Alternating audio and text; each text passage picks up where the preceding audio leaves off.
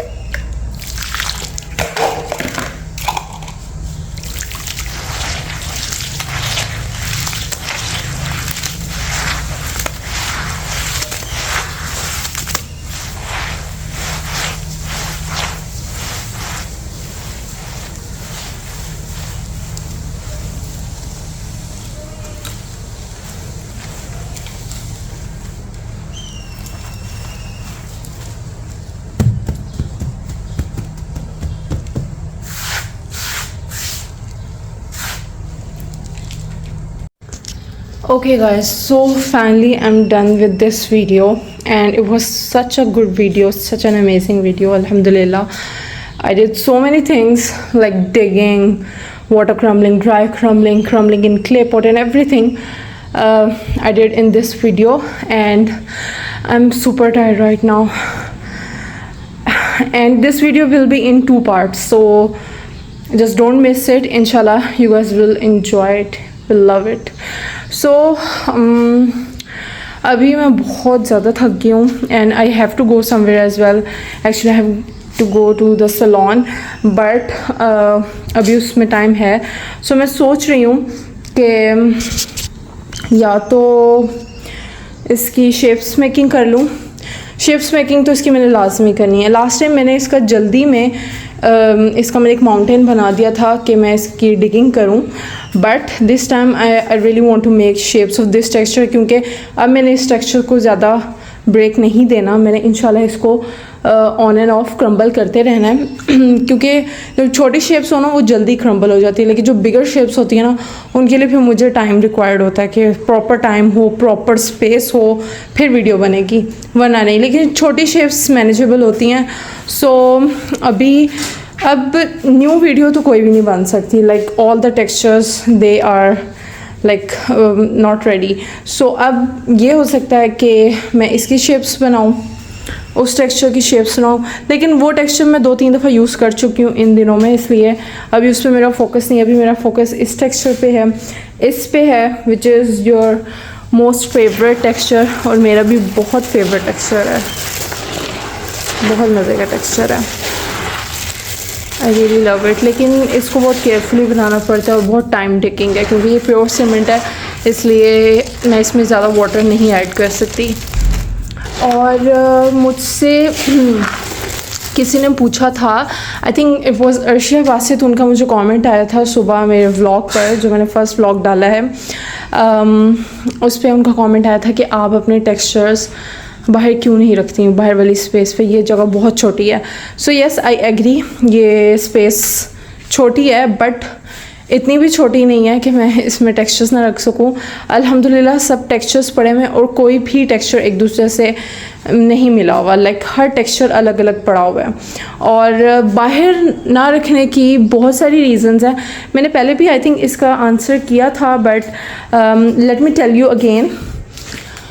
साथ साथ जो है वो कुछ काम भी करती हूँ.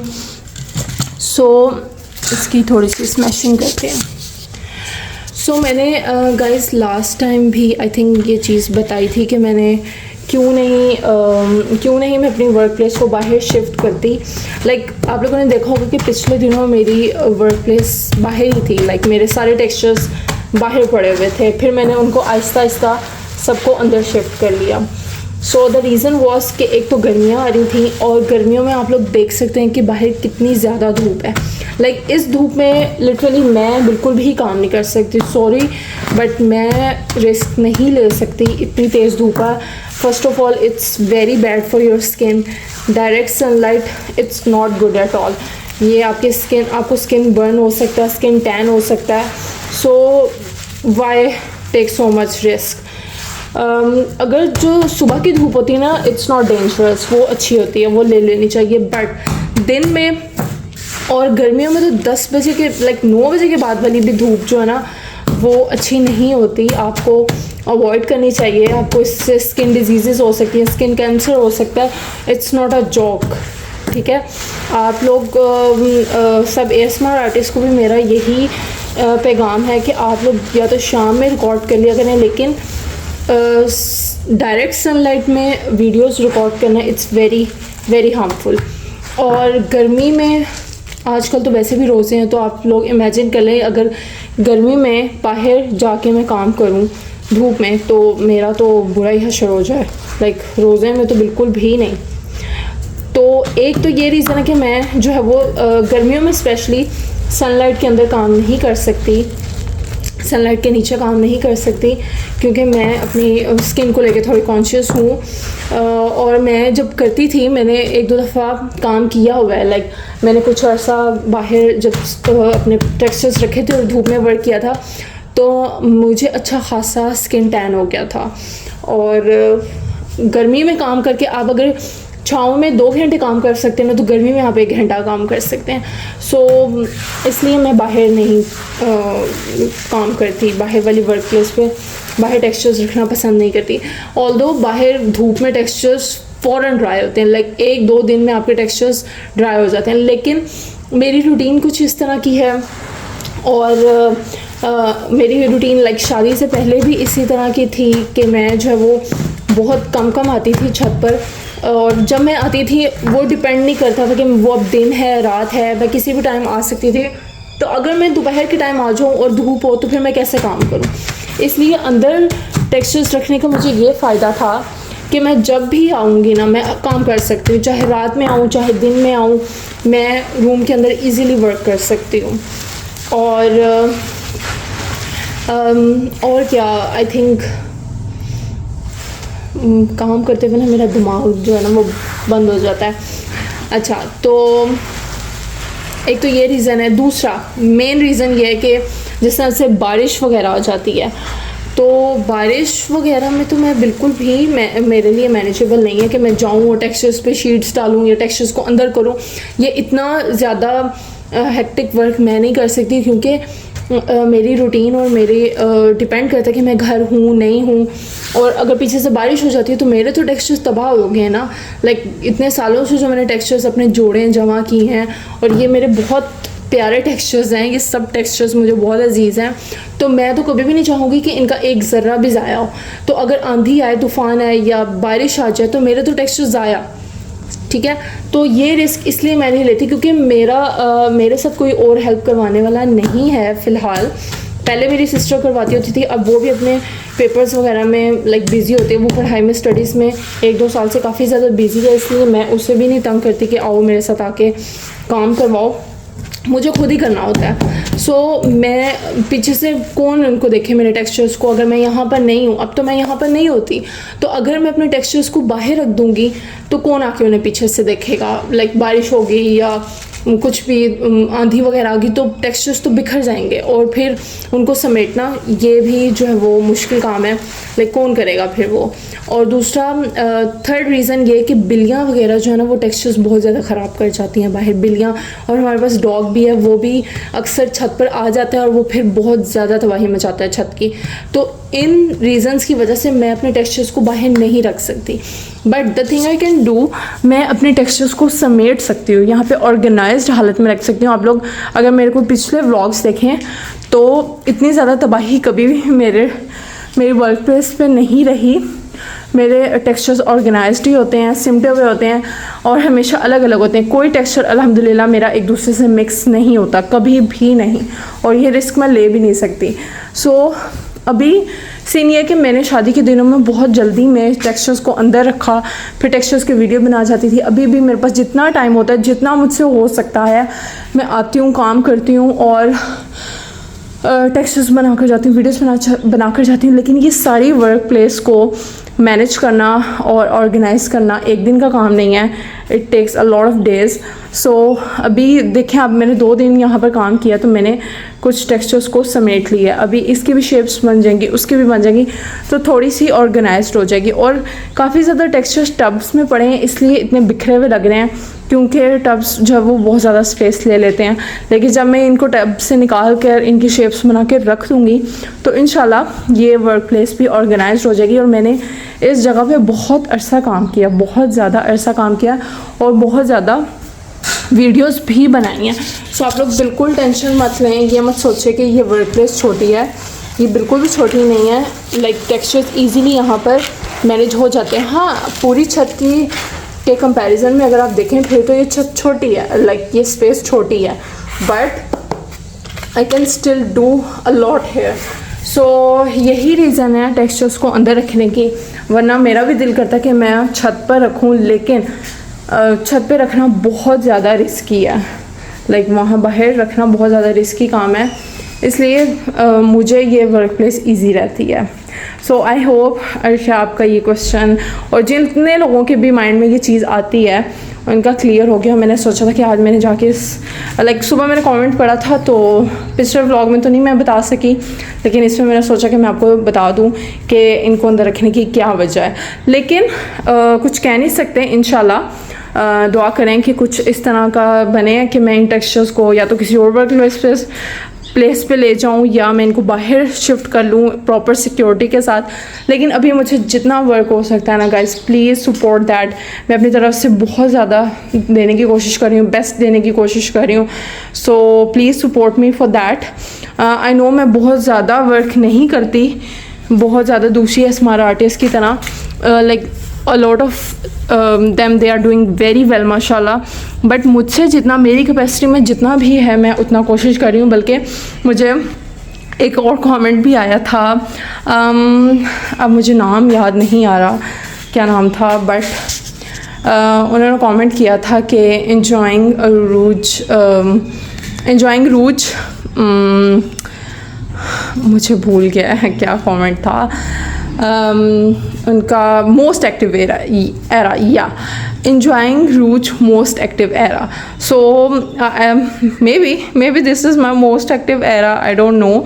बट मैंने बहुत ज़्यादा, अगर आप लोग मेरे पिछले व्लॉग्स देखें, मेरा ASMR क्रंचेस चैनल देखें, तो मैंने बहुत ज़्यादा एक्टिवली काम किया हुआ है। और ये एरा भी अल्हम्दुलिल्लाह ये टाइम भी बहुत एक्टिव है। लाइक मुझे तो जितना टाइम मिलता है ना, मैं आकर फ़ौरन छत पर आती हूँ और मेरा दिल करता है कि मैं बस सारा काम कर जाऊँ। लेकिन सब कुछ करना मेरे बस में अकेले में नहीं है, इसलिए मुझे जितना होता है मैं उतना ट्राई कर रही हूँ।